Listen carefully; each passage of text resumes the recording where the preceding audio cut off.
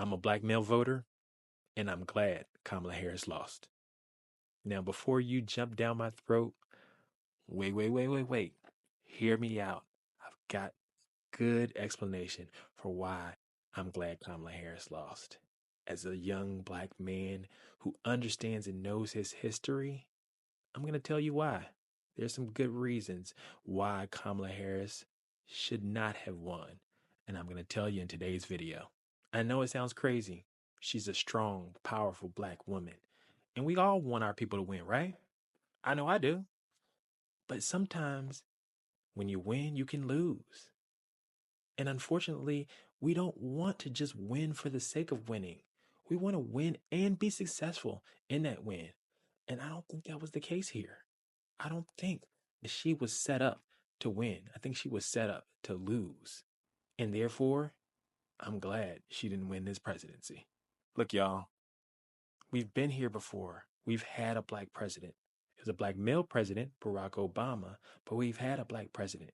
And remember how excited we were when he got elected? Oh, yes, change is going to come. We finally got a black man in the White House. He's going to look out for us. He's going to make some changes. And he did. He made sweeping changes. Look back. He passed Obamacare, the most sweeping healthcare legislation that we've seen in our lifetimes, if not ever. He also bailed out the entire banking and auto industries, saving us from Great Depression 2.0. Now, it is called the Great Recession, but it's not called Great Depression 2.0. And the reason that is because Barack Obama. Barack Obama had a lot that he wanted to do.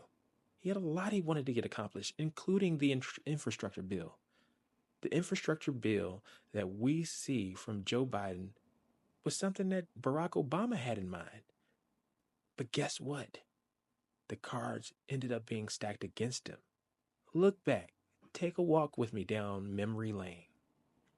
2 years into Obama's first term, the House of the House of Representatives changed and the Tea Party was ushered in.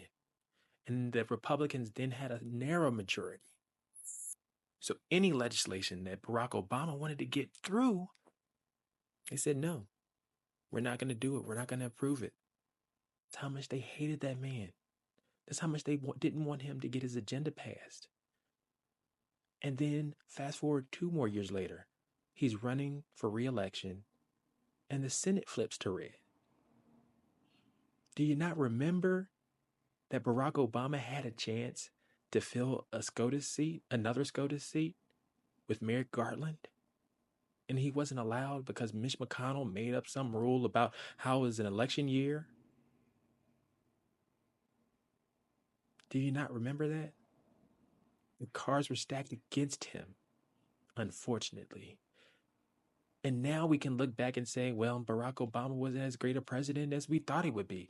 The change that we expected and we needed, we didn't get. But remember, the deck was stacked against him. He was a lame duck president. He couldn't get what he wanted to achieve across the finish line. And I don't blame Barack for that. I blame Congress. And now to draw the parallel, let's imagine we see that this election was a red wave. A Republican president, now a Republican Senate, and more than likely a Republican House. Imagine if you take Trump out of that and put in Kamala Harris as a blue president who has both houses of Congress as Republicans in the red against her. Coming into this with inflation potentially receding and coming a little bit lower, but folks looking for a stronger economy. Her trying to get border legislation passed. We saw what happened with Joe Biden when he tried to get border legislation passed. Imagine the opposition that she would have faced. Imagine the name calling, the setup. They've already called her the worst president ever, and she's only the vice president. Imagine if she was actually in the seat. They would have set her up to be the worst president ever. There's no way she would have gotten her agenda passed. Not with this Congress. They would have blamed her for everything. Gas prices, inflation, grocery prices, border, you name it, healthcare. They would have blamed her for it all. And who would have stopped them? What would have been the message? What would have been the rhetoric that would have stopped them from blaming her? She's the president of the United States. Why couldn't she get this done? At least that's the way that I've heard people say about it. Even if it was beyond her control. Even if she had great ideas and solutions and went up to that podium every day of the week and said, hey, I can't get my agenda passed because XYZ person, she still would have been blamed and she would have been looked at as the worst president ever. And because of that, I'm glad she didn't get elected. Now just imagine, history would have viewed her as a failure. Everything that didn't get passed would have been her fault. And that's what they do to us, right? They set us up for failure, then use it as proof that we don't belong. That's a tactic that's as old as this country itself. So you tell me, when you look at the situation, do you not agree? Again, in order to get your legislation passed, and most of her ideas and solutions would have required legislative approval. We would have needed Congress to get those ideas and solutions across the finish line.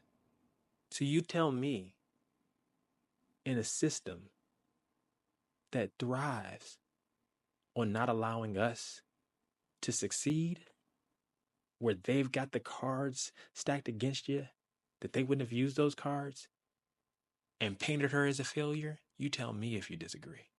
So yeah, as a black man, as a black male voter, I'm glad Kamala Harris didn't win this election, this particular election.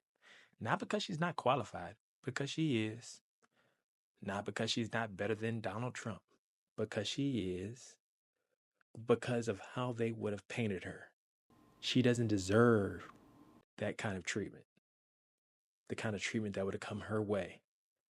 Not only from those in Congress who would have taken that opportunity to blame her, but also from the people.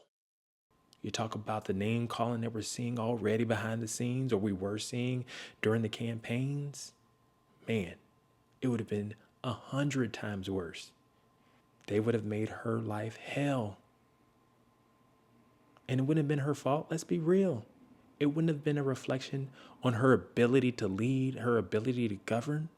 It would be a reflection of their hate, of their prejudice, of their desire to not see her win at the expense of this country, at the expense of our citizens.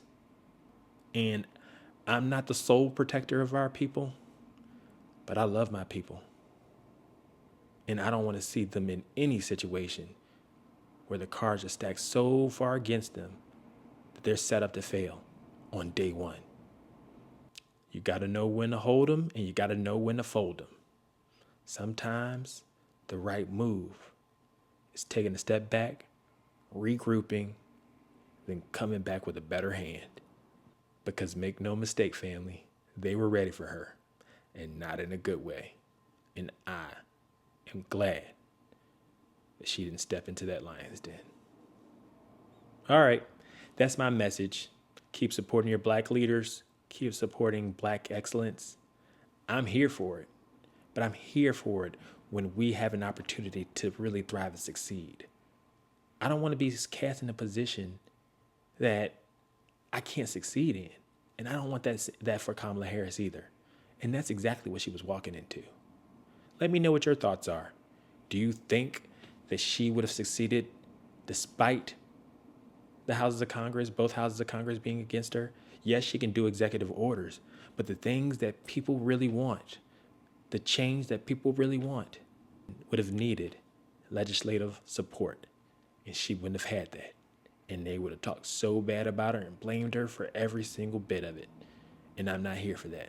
I am glad Kamala Harris did not win that election. I hope she wins another one, but I'm glad she didn't win that election. The cards were stacked too much against her. Let me know what you think in the comments. Hit the like, subscribe, whatever you want to do. I think you're going to like where we're going with this. Peace.